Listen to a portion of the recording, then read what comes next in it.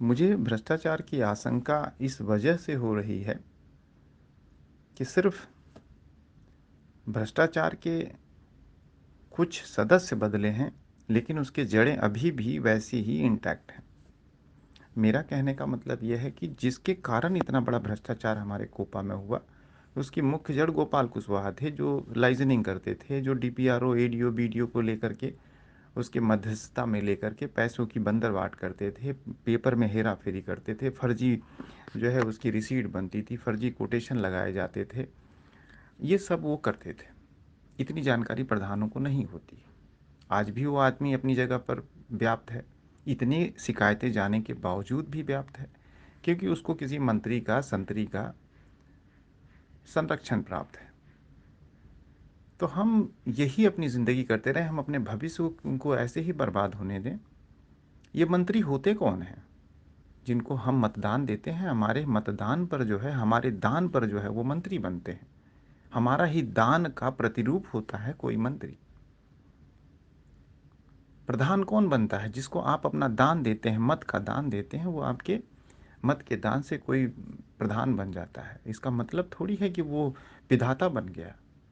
वो आपका ही, आपके द्वारा दिया गया मतदान के आधार पर उसका चुनाव हुआ है। तो उसका निर्माता कौन हुआ? आप हुए। प्रधान को कौन निर्माता निर्माण करता है? आप करते हो। संविधान किसके लिए बना? आपके लिए बना है। नौकरशाह किसके लिए? आपके लिए बने हैं। आप चटाई पे बैठते हैं और वो नौकर लोग कुर्सी पे बैठते हैं। ये कहाँ की मर्यादा है? आप सबको इसका प्रोटोकॉल समझना चाहिए। आपने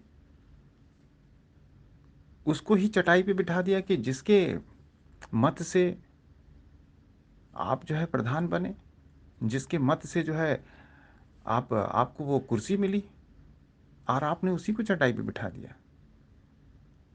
ऐसे चलता है क्या? ऐसी सोच होती है क्या?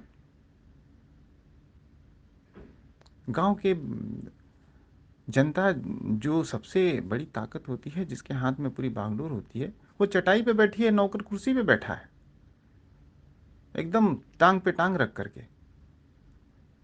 सचिव साहब आ रहे हैं, सचिव साहब आ रहे हैं। अरे काहे का साहब भैया? कौन सा साहब? इसलिए कि आपने भ्रष्टाचार करके तमाम अपराध पैसों का बंदरबाट कर लिया, इसलिए आपकी उस पैसे की गर्मी इतनी तेज है और आपने मंत्रियों को खिला पिला के यहाँ वहाँ सब कर लिया है। आइए जरा अदालत में, बुलाइए अपने जितने आपके संरक्षक हैं, जरा खरीद के दिखाइए किसी न्यायाधीश को, तो पता चलेगा। अभी तो उसकी प्रक्रिया शुरू नहीं हुई है। जिस दिन शुरू होगी ना, उस दिन आपको पता चलेगा कि क्या होता है कानून, क्या होते हैं नियम। जब धाराएं लगेंगी ना, ये आपकी पुलिस की धाराएं, जो साले पुलिस को पता नहीं होता है कौन सी धारा क्या है, उसकी बत्ती गुल हो जाएगी जब वहाँ पर। इतना आप लोग इतना इसको साधारण न लें। जो इंसान बड़े बड़े मंत्रियों को चैलेंज करने की हैसियत रखता है ना, वो अपने गांव में अपने दीपक तले अंधेरा नहीं होने देगा।